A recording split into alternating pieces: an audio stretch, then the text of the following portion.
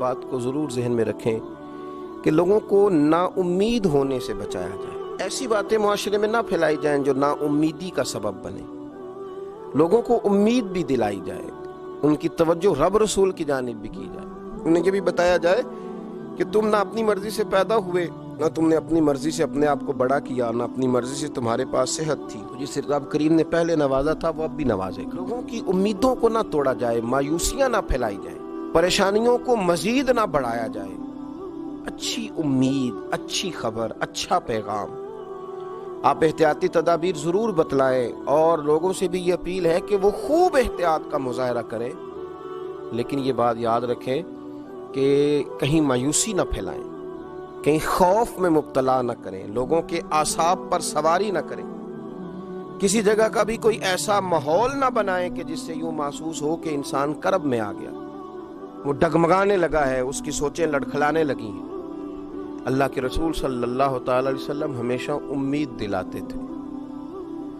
بڑے بڑے گناہگار جب آ کے سوال کرتے تھے کہ یا رسول اللہ صلی اللہ علیہ وسلم حد ہو گئی گناہ کرنے والی، نافرمانی کے آخری درجے تک پہنچ گئے، حکم کیا ہے؟ تو حضور فرماتے تھے تم کلمہ پڑھو تمہارا رب تمہیں معاف کر دے، تم کلمہ پڑھو اللہ تم پہ رحم فرمائے گا، اللہ تمہارے لیے آسانیاں کرے گا۔ بڑے بڑے غریب لوگ جب دروازہ رسول پہ آتے تھے تو حضور ان کے لیے ہاتھ اٹھا کے کہتے تھے کہ اللہ تمہیں مالا مال کر دے گا، تمہیں اللہ نواز دے گا، تمہارے لیے آسانیاں کر دے گا۔ اور پھر جب بڑے کمزور لوگ، بڑے بیمار لوگ، بڑے مجبور لوگ، وجود نکاہت سے چور چور ہو گیا، اس طرح کے لوگ جب آتے تھے تو اللہ کے رسول صلی اللہ تعالی علیہ وسلم انہیں بھی امید دلا دیتے تھے، ان کے لیے بھی حضور صلی اللہ علیہ وسلم خیر والا معاملہ فرما دیتے تھے۔ حضرت سعد بن ابی وقاص رضی اللہ تعالیٰ عنہ ارشاد فرمانے لگے کہ میں اتنا بیمار ہو گیا کہ مجھے یوں لگا کہ اب اس بیماری سے اٹھ نہیں پاؤں گا، شاید اس بیماری سے میں انتقال کر جاؤں گا، اب میرے لیے شاید مشکل ہو جائے مزید آگے بڑھنا۔ آپ فرماتے ہیں میری ایک ہی بیٹی تھی تو میں نے یہ ذہن بنایا کہ میں وصیت کر دوں اپنے مال میں سے، اللہ کے راستے میں دے دوں، کچھ بیٹی کو دے دوں۔ میں نے صحابہ کرام علیہم رضوان سے گزارش کی کہ کوئی حضور علیہ السلام کی بارگاہ میں عرض کرے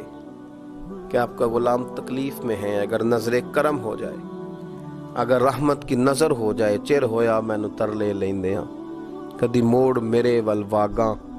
خواب میری وچ ایک وار جیاویں میں ساری عمر نہ جاگاں، حضور اگر مہربانی فرمائیں تشریف لے آئیں۔ حضرت سعد بن ابی وقاص فرماتے ہیں لاجپال محبوب تشریف لے آئے،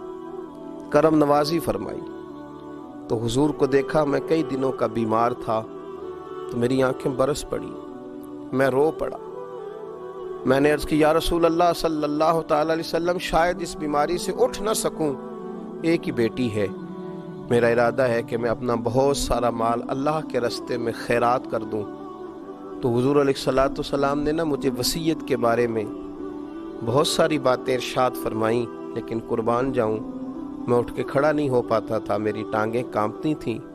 لیکن جب سرور کائنات علیہ السلام سے میں نے عرض کی نا حضور اب شاید بچ نہ سکوں گا، اس بیماری سے چلا جاؤں، حضور نے امید دلائی، اور نبی پاک صلی اللہ تعالی علیہ وسلم نے فرمایا سعد تمہیں کچھ بھی نہیں ہوگا، ابھی تو تمہاری وجہ سے اللہ اسلام کا نفع کرے گا، کفر کا نقصان کرے گا، ابھی تو بڑا کام کرنا ہے، اٹھ باندھ کمر کیوں ڈرتا ہے، پھر دیکھ خدا کیا کرتا۔ فرمایا تم اپنے آپ کو مضبوط کرو قلبی طور پر۔ حضرت سعد بن ابی وقاص کہتے ہیں وہ حضور کی باتیں تھیں کہ میرے لیے قوت تھی، وہ ایک طاقت تھی، وہ ایک ایسی توانائی تھی جس نے میرے وجود میں حرارت پیدا کر دی۔ فرماتے ہیں کہ وہ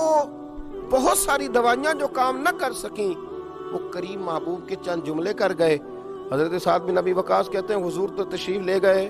میں کئی دنوں سے اٹھ نہیں پا رہا تھا، لیکن تھوڑی دیر کے بعد ہی ظہر کی اذان ہوئی تو میں نے اٹھ کے کھڑے ہو کے نماز ادا کی۔ تو یاد رکھیں کہ مایوسی نہیں پھیلائیں، احتیاطی تدبیر بتائیں، لوگوں کو آگاہی ہونی چاہیے، ماہرین اطباء ڈاکٹرز کے مشورے پر صحیح طور پر پابندی کے ساتھ سختی کے ساتھ عمل ہونا چاہیے، پر توجہ تو اللہ کی جانب رکھنی ہے نا،